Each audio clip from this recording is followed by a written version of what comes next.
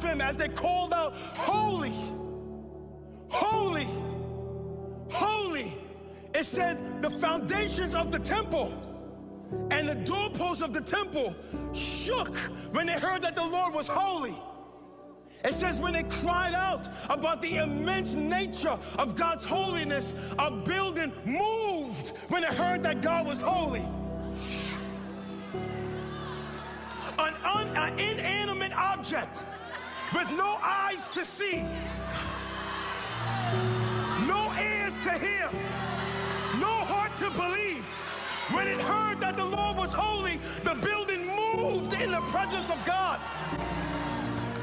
How much more should disciples created in the image of God, who got eyes to see and ears to hear and hearts to believe, when you hear that the Lord is holy, how much more should we be moved in our soul?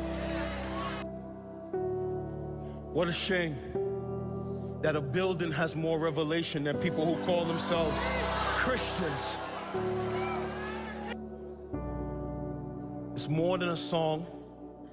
It's more than words on a page.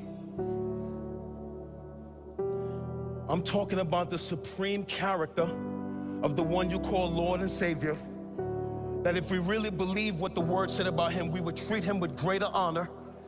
We would treat him with greater respect. He would speak and we would tremble.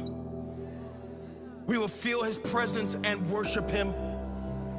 We will read his words and be quick to obey. Man, what the nation is dealing with right now in the church is a lack of reverence for the God who is holy. And there is Isaiah, who saw the vision of the Lord, heard the cry of the seraphim that the God was holy. And when Isaiah saw the Lord in all of his glory, when he got a revelation of his beauty and his majesty, how did Isaiah respond when he saw the Lord? He begged him for a house. He begged him for a car. He begged him for a spouse. Begged him for a bag. Begged him for fame. Lord, now that I've seen you, man, he gave the Lord his laundry list, gave the Lord his vision board, gave the Lord his commandments, gave the Lord his ambitions. When Isaiah got a revelation that God was holy, how did Isaiah respond to the Lord? Verse 5, and Isaiah said, woe is me, for I am lost, for I am a man of unclean lips. When Isaiah got a revelation of God's holiness, he did not respond to him with a laundry list of things that he wanted from him. When Isaiah got a revelation of God's holiness, he saw himself for what he really was: sinful, wretched, deserving of damnation and hellfire. The man cursed his own self. He said, woe is me, i.e., Isaiah was broken over his sinful nature, broken over the things that's in his heart.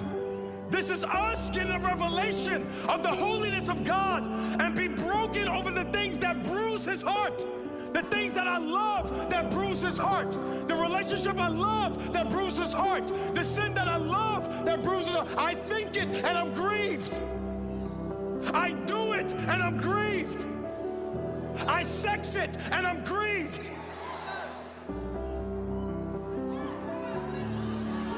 I speak it and I'm grieved. This is Isaiah doing what real disciples should do, recognizing that they serve a God who is holy and hating the sin inside themselves.